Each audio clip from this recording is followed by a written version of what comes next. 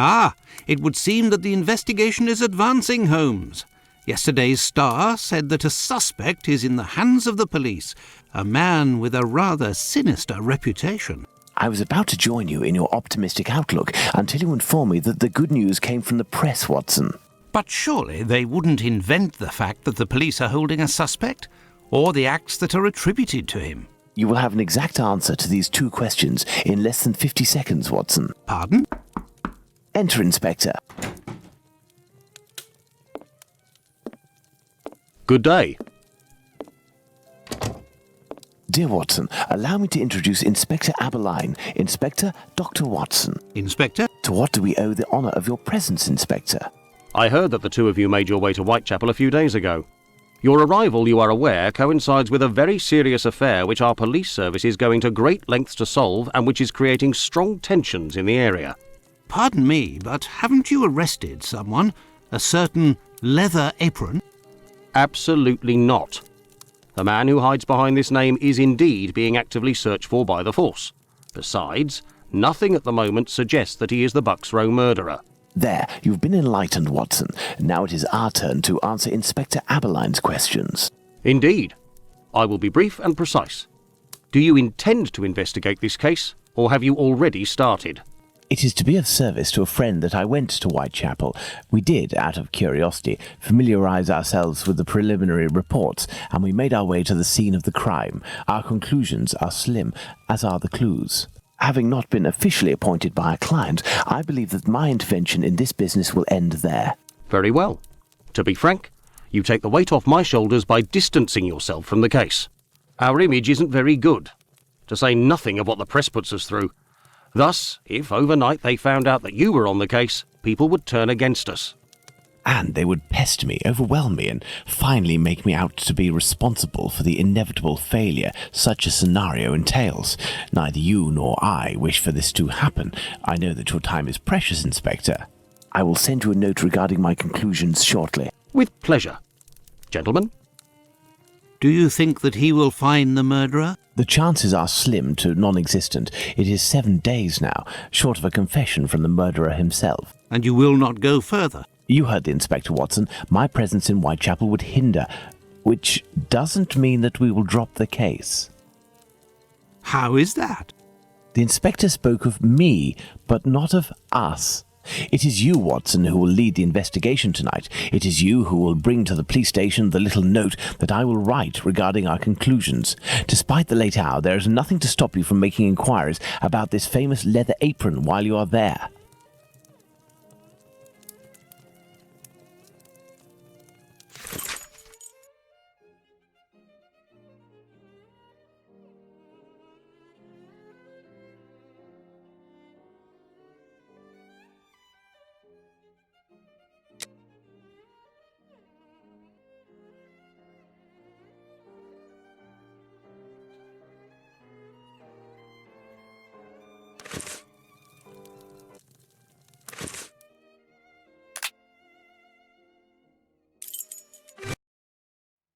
Well, if I follow Holmes's instructions, then to begin my investigation into this Leather Apron, I must first head to the police station.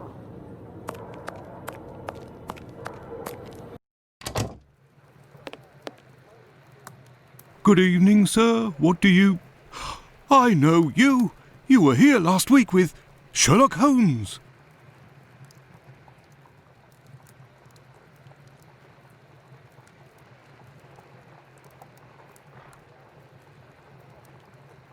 Indeed. I have come to bring a message from Sherlock Holmes for Inspector Aberline. Very well, I will pass it on. But come to think of it, someone was asking about you recently. Finlay, the caretaker of some shady boarding house nearby. Does that mean anything to you? Ah, perhaps. Actually, I read in the Star that you have arrested a suspect called Leather Apron. You shouldn't believe what you read in that rag, sir. The man is being hunted, but we have yet to get our hands on him, and we aren't close to it either. Why ever not? Bah, he's a specialist in the streetwalker racket. These girls make pitiful witnesses, and we don't inspire confidence. Furthermore, the man seems to be pretty discreet lately. Someone must be helping to hide him. How to get on his trail, then? One of these girls would have to confide in us and give a valid description of the man. Then we'd ask around the journeymen, who use aprons, I imagine. Well, goodbye. I must go to Finley's boarding house.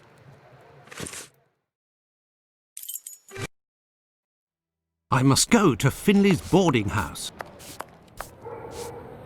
Good evening, Finley. Oh, good evening, sir. Aren't you the gentleman who was with the great detective the other time? That is indeed me, Dr. Watson. Tell me, Finley, I was told that you were looking for us at the police station. Indeed, I wanted to thank you for last time, you know. That vagrant has never set foot round mine again. I even found a tenant, one who pays his rent, I mean. You don't seem very happy, but you were lucky to have found a good tenant so quickly. It's just that this man is very strange. He paid several days in advance and I gave him a key to the place. Since then, he goes out every night and returns at ungodly hours. I'm sure he goes to visit the ladies, but still, every night. And when he moved in, something must have broken in his case and stank up the stairs in his room for 2 days. I think it was a jar. It must be over there. Tell me, have you heard talk of Leather Apron? By the papers, that's all. This man seems very sinister. Do you know any journeymen who use this type of apron? The slaughterhouse butchers, I believe, but definitely the cobblers. I know one, old Isaac Solomonovich. His workshop is on a small street in the Jewish community, across from the hospital. He's a good man. He can help you. But you know, the people there are very close and don't share much with non-Jews. Thank you, Finley. At your service, sir. This odour is very strong indeed, but the whole neighbourhood as such has a dreadful stench. Finley might have an idea as to what this jar that contained. What do you want, Doctor? You're right, the pieces of the jar that your tenant broke do give off a strange smell. It's true. That's quite normal given his trade. Yes, and what would the trade be of your strange tenant? A doctor, like yourself, I believe. Dr. Tumblety, a foreigner. Canadian, perhaps. Dr. Tumblety. It might be interesting to know more about him. Thank you, Finley. At your service, sir.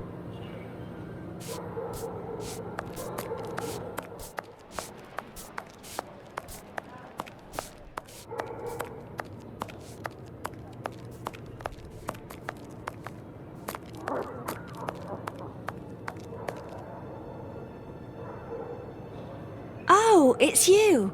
I'm coming. Dr. Watson, how are you? Well, and yourself? And how's your uncle? Oh, he sleeps a lot, but he doesn't seem to be suffering. Your medicine has worked wonders. Thank you again. It was the least I could do. I have come to see you about a certain Leather Apron. Have you heard of him? Oh, yes, of course.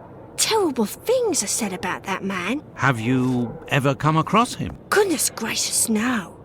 But I know that he has threatened and taken many girls in my situation. I don't know what more I can say, but Bella would be able to tell you some. Who is Bella? Bella Pullman. She's the landlady of the place where I could take you there if you like. Please do. It's me. It's Lucy. This gentleman would like to speak to Bella. It's the doctor who helped me. I must leave to return to my uncle. Thanks again.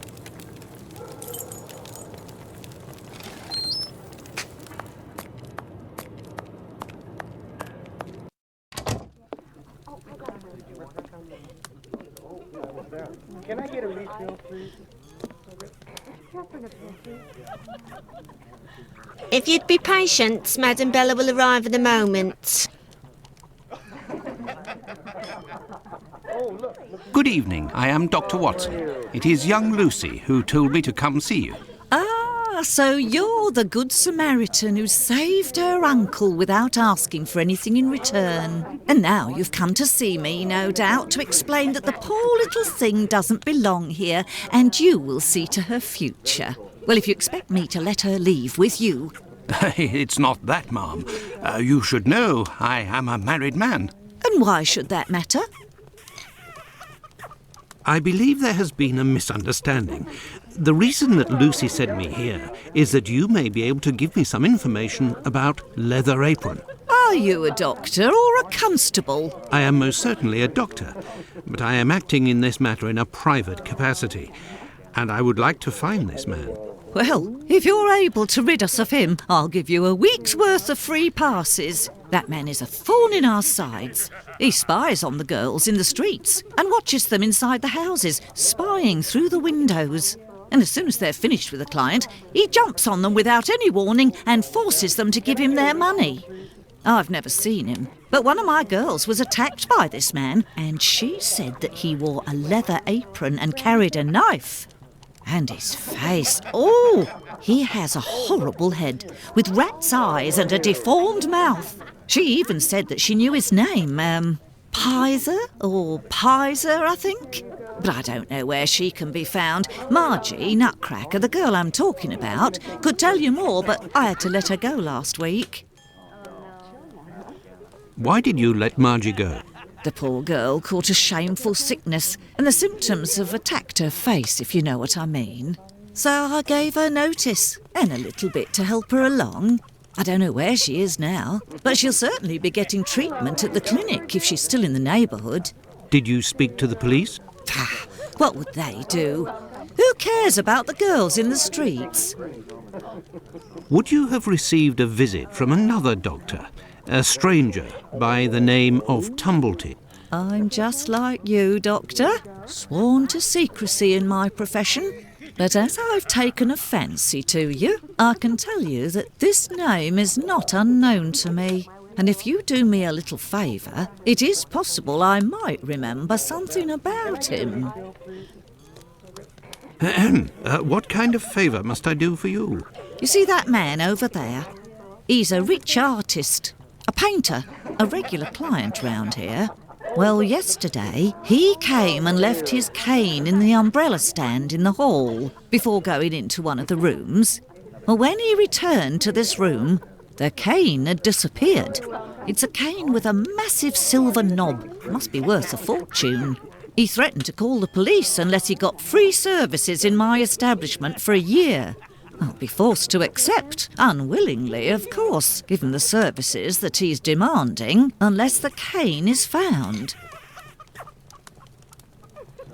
Did you question the residents regarding the theft? They didn't see anything, and there's not one of them that would risk stealing from a client here. Who was in the room when your weasel of a client was in the chambers? There were a few that came and went, but Mary could tell you better than I can, because she was the one at the counter yesterday.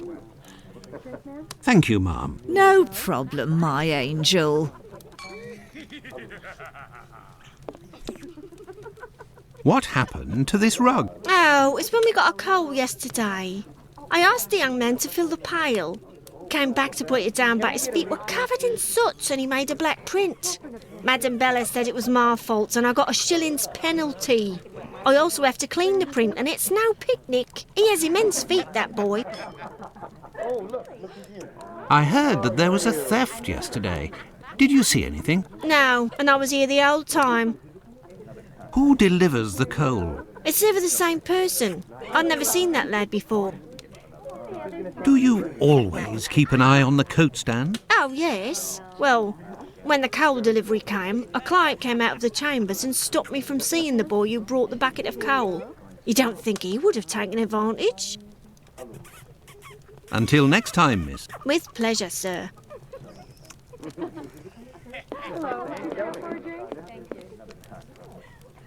Good evening, sir. Good evening, my dear man. I was led to believe that you're a doctor. None of the residents of this establishment are among my patients, sir. Oh, you're not here as a doctor, but as a man, then. I understand. This is my kind of place, too. It's in these houses in Whitechapel that you find the girls that are the most natural and definitely the most docile. Your way of speaking about these women is not that of a gentleman, sir. I heard that you were the victim of a robbery here. Oh, I'm not complaining. The loss of that walking stick will certainly bring me a very pleasant compensation. What does your cane look like? The stick is ebony, about 35 inches long. The round knob is made from chiselled silver with a ring around the middle of the same workmanship, just like the tip for that matter. If you find it, don't tell a soul. Keep it for yourself. Got it? Well, goodbye, sir. Goodbye. Or until next time. And good evening.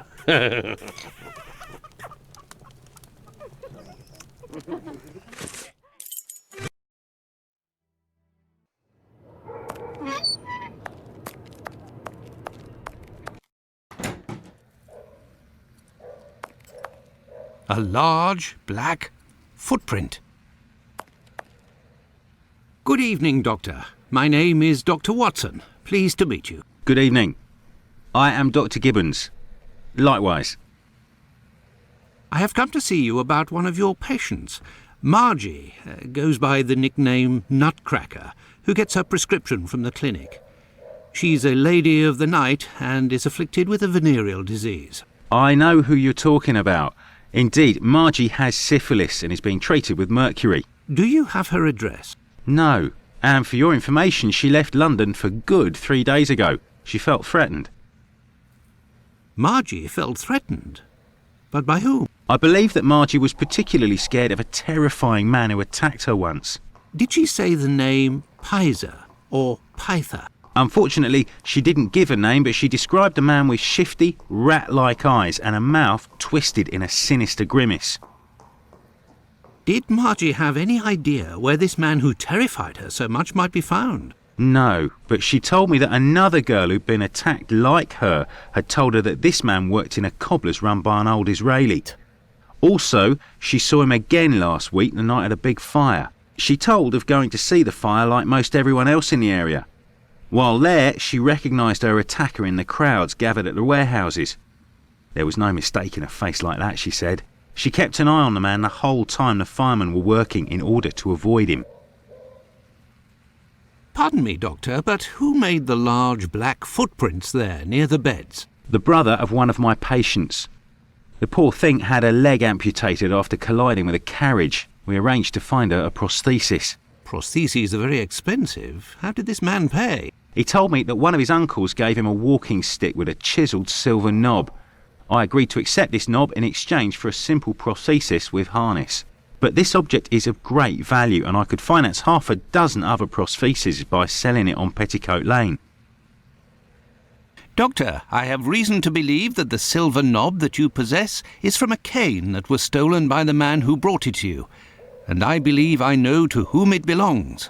That's what I was worried about. The story of the uncle seemed a little strange. Nevertheless, you must have proof of what you claim. I will show you all of the knobs that we have here. If you find the knob that the young man gave me, I will believe you. So be it, but something is bothering me. I will need a complete cane, not just a knob. Don't worry, dear chap, build one. I can loan you some tools. Make use of the odds and ends in my cupboard. It'll help get rid of it. Well, I shall try. I will have to remember the description that Sickert gave. Goodbye, Dr. Gibbons. Until we meet again, my dear colleague.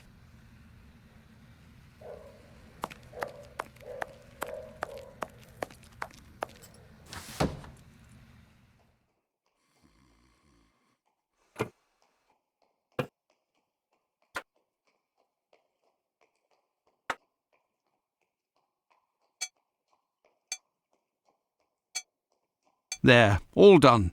Holmes couldn't have done better himself. What can I do for you, my dear colleague? I believe I found the knob from the stolen cane, which I succeeded in putting back together. That's the one. And yet I cannot give it to you, Doctor. I will only return it to the police, and only if there is an official complaint against me. Would there be a way to convince you to give me the cane? Find me a dozen solid adjustable harnesses for wooden leg prostheses, and it's yours, Doctor. Goodbye, Dr. Gibbons. Until we meet again, my dear colleague.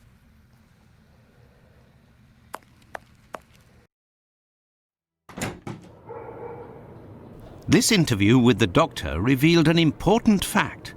Leather Apron could not be the Bucks Row murderer. According to Margie, the villain passed most of the night of the crime at the fire. He could not have been at the scene of the murder at the moment it was committed. He is nonetheless a dangerous character.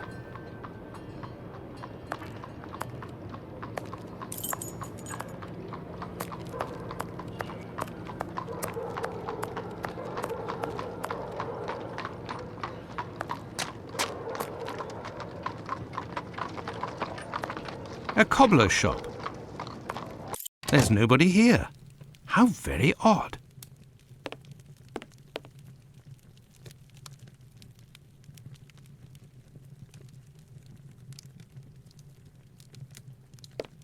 I say, these things look like harnesses.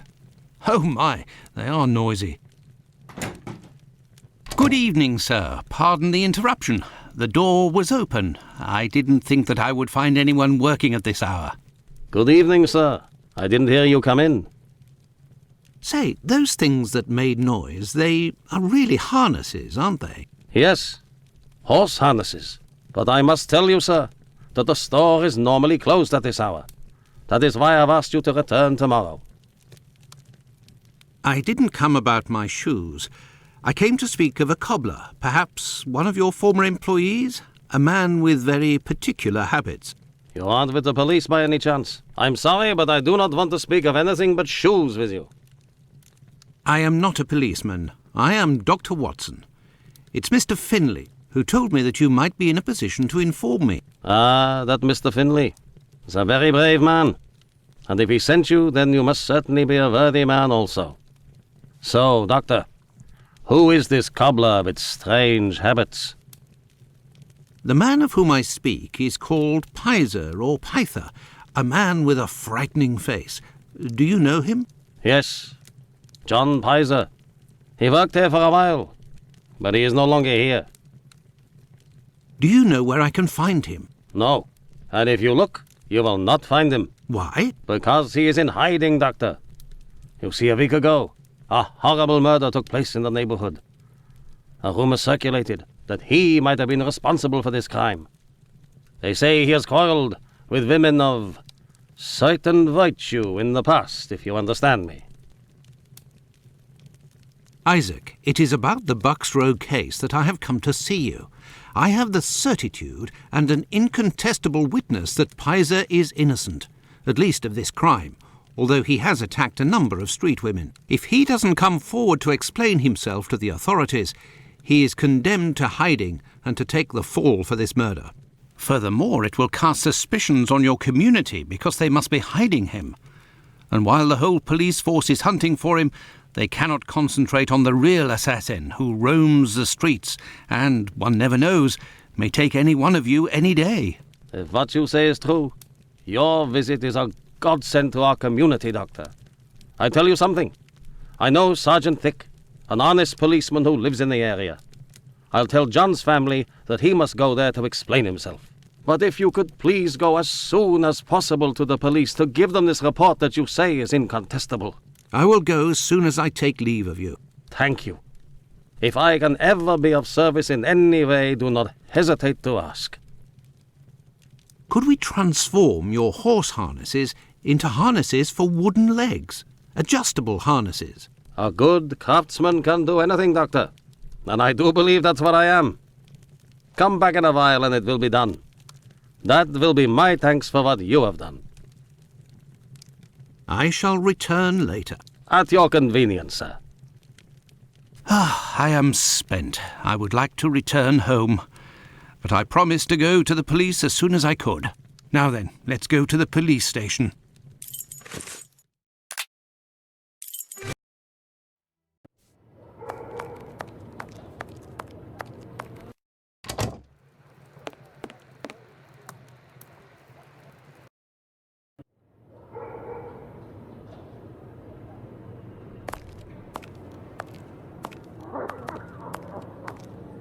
you? Yes. Hey, Doctor, you seem tired. Were you wandering the darker parts of Whitechapel all night? You could say that. I have some information on Leatherapron, the man of whom we spoke earlier. Do you know where he is? No, but I can clear him of the Bucks Row crime. A witness proved him totally innocent. Oh, Watson, is it only now, after many hours of walking, that you decide to pass on the important message that Inspector Aberline is waiting for? But, no. But what are you doing here, Holmes? I was worried, Watson, and with good reason it would appear. Go give the message to this policeman and let's go home. Nobody appreciates me hanging around here, you know, and it's freezing cold. Ah, Creddle, none too soon. You will take the testimony of this. No, you continue with your duty shift. I must find Chandler in Ambury Street. He's struck again. Who?